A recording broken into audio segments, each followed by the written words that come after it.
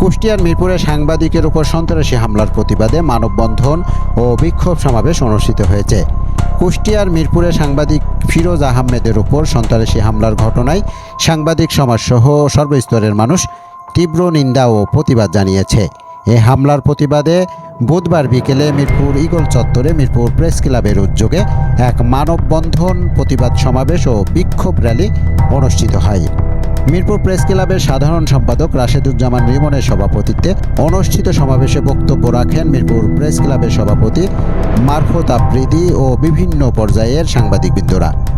বক্তারা জানান, সোমবার ভোরে মিরপুর পৌরসভার সেক্টর পাড়ায় ফজরের নামাজ আদায়ের উদ্দেশ্যে বাড়ি থেকে বের হলে ফিরোজ আহমেদের উপর মিলন নামে এক সন্ত্রাসীর নেতৃত্বে 3 থেকে 4 জনের সংবদ্ধ দল অতর্কিত হামলা চালায়।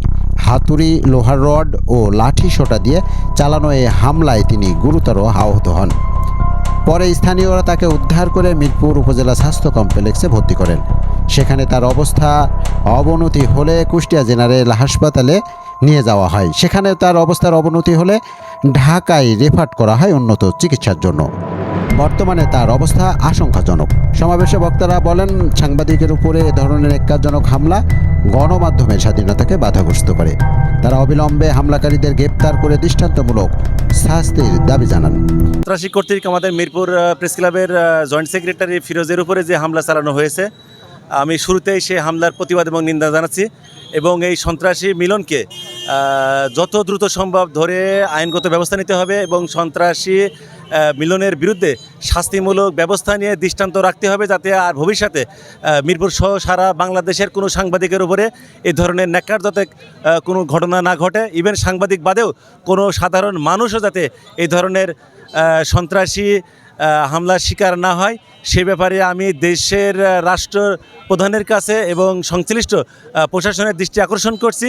বাংলাদেশের এই 17-18 কোটি মানুষ যেন নির্বিঘ্নে নির্ভয়ে আপনার চলাফেরা করতে পারে, সেটাই আমি প্রত্যাশা করি। আমাদের সহকর্মী মিরপুর প্রেস ক্লাবের যুগ্ম সাধারণ সম্পাদক ফিরোজ আহমেদ, তিনি একাধারে সাংবাদিক, উন্নয়ন কর্মী এবং দুর্নীতির বিরুদ্ধে যা সোচ্চার, তাকে গত 11ই আগস্ট সন্ত্রাসীরা নির্মমভাবে আঘাত করে আহত করে, রক্তাক্ত করে। সে এখন জীবন মৃত্যু সন্ধিক্ষণে ঢাকাতে চিকিৎসাধীন রয়েছে। আমরা তার দ্রুত সুস্থতা কামনা করি। একই সাথে মিরপুরের মাটিকে যারা রক্তাক্ত করেছে এই সন্ত্রাসী মিলন এবং মিলন গংদের দ্রুত আইনের আওতায় এনে আমি দৃষ্টান্তমূলক শাস্তির দাবি জানাই। যে বারংবার সাংবাদিকদের উপরে হামলা হচ্ছে, সাংবাদিকদের আক্রমণ করা হচ্ছে, তারপরে সেটা হোক পার্সোনাল কোনো ইস্যুতে বা দায়িত্ব পালনরত অবস্থায়, সেটা তো খুবই ন্যাক্কারজনক ঘটনা। এটার পুনরাবৃত্তি হয়েই যাচ্ছে। এই কয়েকদিন আগেও আমরা একটা মানববন্ধন করলাম, মাটিতে আবারও এভাবে দাঁড়াতে হবে মাত্র একদিনের ব্যবধানে, এটা আসলে কাম্য না। তারপরেও যত দ্রুত সম্ভব প্রশাসনের হস্তক্ষেপ কামনা করছি। আর যেখানে সব কিছুই পরিষ্কার যে কারা কিভাবে, কোথায়, কেন তাকে হামলা করছে, ফিরোজ সাহেবের উপরে হামলা করছে, সেটা যখন এতটাই পরিষ্কার, তখন অপরাধীদেরকে ধরতে বা অপরাধীদেরকে আইনের আওতায় নিয়ে আসতে এতটা ডিলে কেন হচ্ছে, এটা প্রশাসনের কাছে একটা প্রশ্ন। প্রতিবাদ সমাবেশের শেষে একটি বিক্ষোভ র্যালি ঈগল চত্বর থেকে শুরু হয়ে পৌর এলাকার প্রধান সড়ক প্রদক্ষিণ করে। এ সময় মিরপুরের শিক্ষক সমাজ, সাধারণ মানুষ সহ বিভিন্ন শ্রেণী পেশার শত শত মানুষ উপস্থিত থেকে সাংবাদিকদের সাথে সংহতি প্রকাশ করেন।